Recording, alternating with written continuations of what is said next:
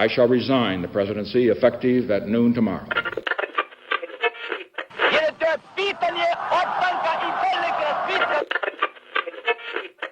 Sejam todas, todos e todos muito bem-vindos a mais um episódio do podcast Mundo de História. E o último episódio de 2025, que tá saindo um pouco atrasado, mas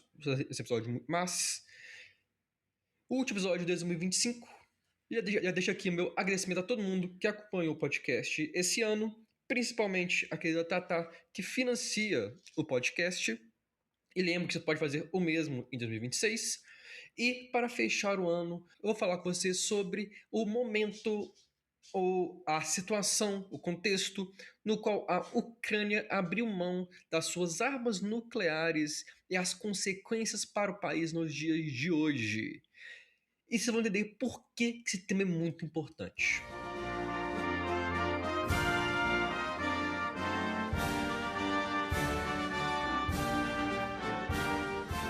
Antes de falarmos da Ucrânia, eu tenho que falar com você sobre o TNP, o Tratado de Não Proliferação de Armas Nucleares, criado em 1968, que buscou limitar os países que podiam ter armas nucleares, deixando com permissão de ter essas armas apenas os 5 membros permanentes do Conselho de Segurança: Estados Unidos, França, Inglaterra, China e a União Soviética, atualmente a Rússia. E é nessa questão aqui que nasce o nosso episódio.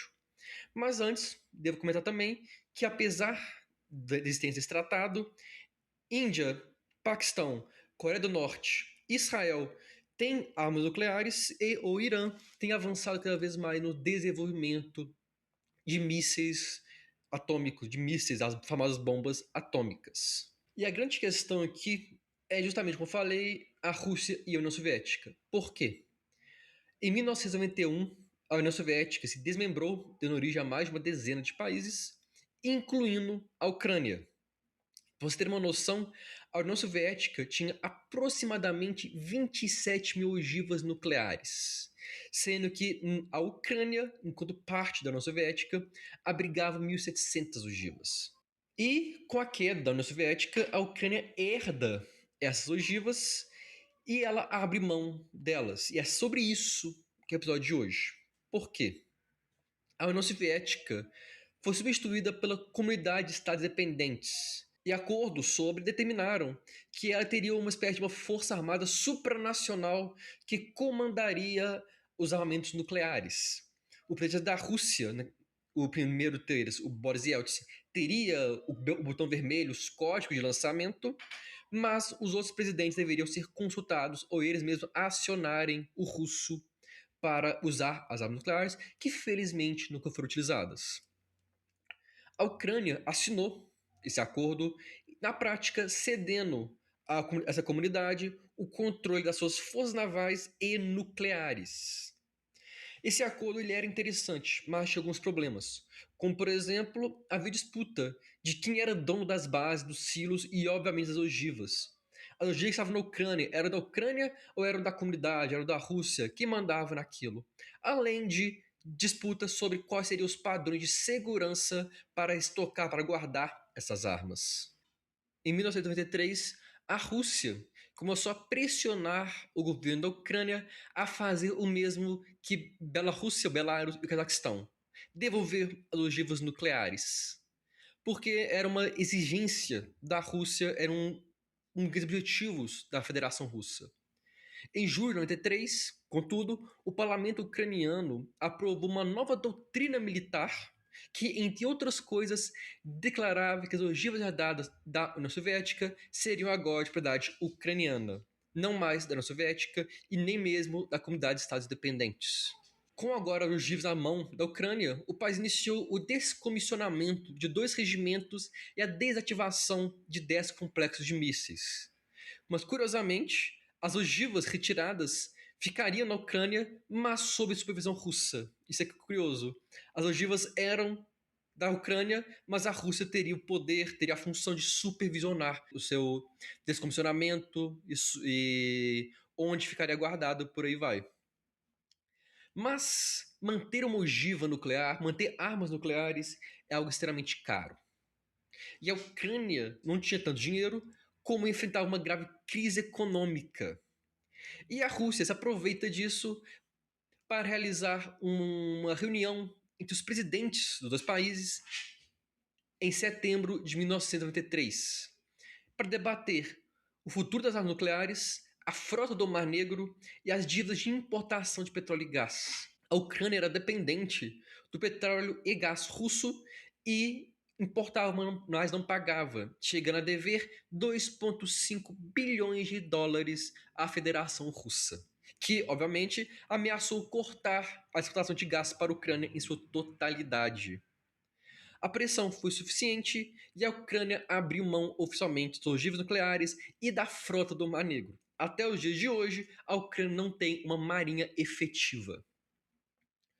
Os Estados Unidos presenciou esse momento e aproveitou para pressionar os dois estados. Assim, em janeiro de 1994, os Estados Unidos, Ucrânia e Rússia assinaram um acordo trilateral no qual a Ucrânia entraria para o TNP, de forma que os silos, ogivas, mísseis e aviões nucleares ou com capacidade nuclear que estavam sob a sua responsabilidade, estavam nas suas forças armadas, seriam desmantelados, 200 ogivas seriam enviadas à Rússia e com o passar do ano chegaria à totalidade. Todas as ogivas seriam entregues à Federação Russa. Em troca, a Rússia primeiro iria perdoar a dívida da Ucrânia na importação de gás e petróleo e, em troca, enviaria 100 toneladas de urânio para a Ucrânia. Você pode estar pensando, mas para que vai usar urânio se não pode ter armas nucleares? Eles usavam para abastecer as usinas nucleares e produzir energia elétrica. A fissão nuclear não é utilizada apenas para o mal, apenas nas armas, mas também nas usinas para gerar energia, como aqui no Brasil nós temos Angra 1 e 2. No mesmo ano, foi assinado o Memorando de Budapeste entre Estados Unidos, Ucrânia, Rússia e Reino Unido. Eu quero destacar aqui 3 pontos desse acordo que são importantes. O primeiro é o ponto 1, que os signatários respeitariam a independência e a soberania da Ucrânia. Ponto 2, nenhum dos signatários usaria força contra a Ucrânia a menos que fosse em caso de autodefesa, ou seja, se a Ucrânia atacasse a Rússia, o Reino Unido ou os Estados Unidos, eles poderiam usar força para se defender.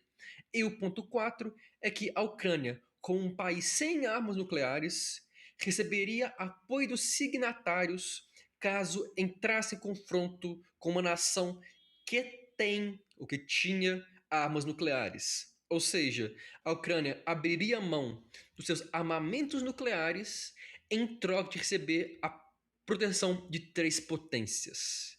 Pelo menos na teoria. Por quê? Em 2014, a Rússia invadiu a região da Crimeia na Ucrânia, exigindo o retorno dessa região à Rússia, por ter inclusive uma grande população russa, e desconsiderando o fato de que foi uma região dada à Ucrânia pela própria União Soviética. Os signatários do memorando protestaram, mas não defenderam o aliado, não foram ao resgate do aliado. E na prática, a comunidade internacional não reconhece, mas a Ucrânia foi anexada pela Rússia. E a situação se torna ainda pior em fevereiro de 2022. Há quase 4 anos atrás, a Rússia iniciou o que ela chama de Operação Militar Especial e invadiu a Ucrânia, ocupando territórios ao leste do país e iniciando uma guerra que já bateu centenas de milhares de mortos e feridos. Eu digo que a Rússia chama de operação militar porque é o nome que eles deram para falar que não estavam em guerra, que eles não invadiram a Ucrânia, estavam fazendo uma operação militar. Na prática, é uma invasão ou uma guerra, como preferirem. E aí vem a questão interessante. Os Estados Unidos e o Reino Unido têm enviado, nos últimos anos, bilhões de dólares em armamentos para a Ucrânia. Mas se nós voltarmos lá no Memorando de Budapeste, mas lá no Memorando de Budapeste falava que, nesse caso, o Reino Unido e os Estados Unidos, por meio do Conselho de Segurança das Nações Unidas, deveria prestar assistência a esses países. Com a assistência foi dada, sanções econômicas contra a Rússia e o envio de armamentos, na casa dos bilhões de dólares, à Ucrânia. Mas aí a situação se torna ainda mais interessante. Aqui coloco que eu vou falar agora e eu ouvi pela primeira vez no Xadrez Verbal, um podcast excelente sobre política internacional.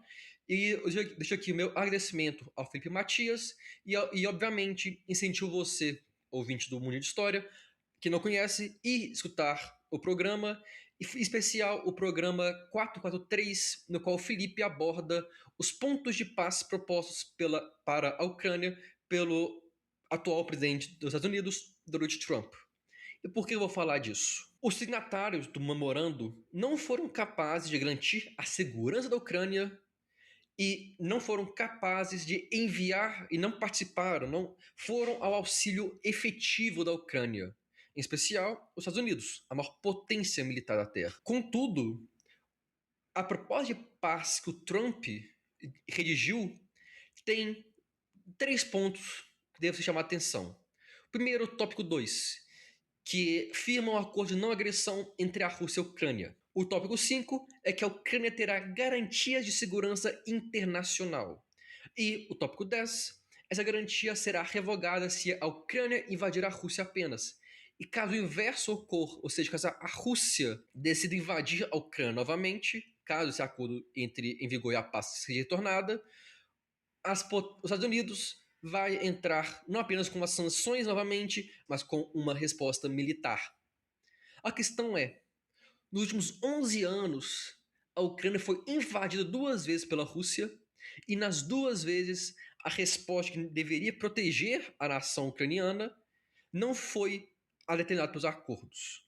Os Estados Unidos falharam em garantir a soberania e a proteção da Ucrânia e não interviram no conflito como deveriam. A questão que fica é: como a Ucrânia pode confiar que, caso ocorra uma nova invasão no futuro pela Rússia, os Estados Unidos vão honrar seu compromisso se nos últimos 11 anos não foram capazes de garantir a segurança da Ucrânia?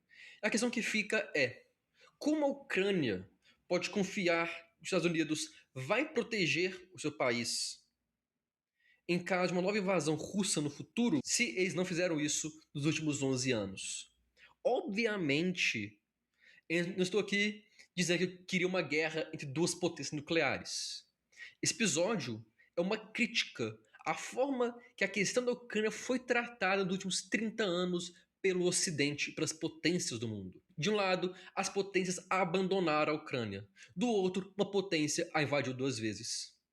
Será que o atual conflito, que nós não sabemos quando vai acabar, não poderia ter sido impedido lá na década de 90?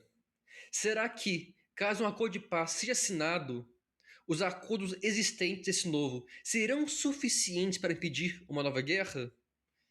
A realidade é que eu não sei a resposta, ninguém sabe a resposta.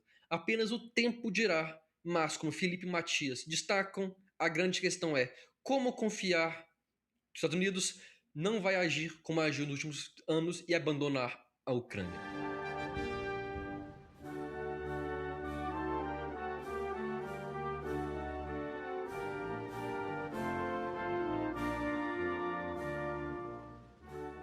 Eu agradeço a todo mundo que escutou o episódio até aqui. Convido vocês a nos seguirem no Instagram, Twitter, Facebook, Blue Sky, TikTok, para estarem por dentro de quando um episódio for publicado. Lembra ainda, no nosso Instagram, você encontra o nosso Apoia-se, para você que tem interesse e condições financiar nosso podcast, que ajuda a manter o programa no ar.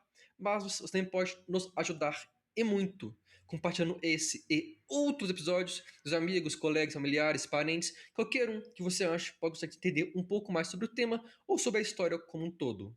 No mais, espero ter gostado, espero ter entendido. Desejo a todos vocês boas festas, um ótimo final de ano, um ótimo 2026 e vejo vocês no próximo ano. Um grande abraço e até lá!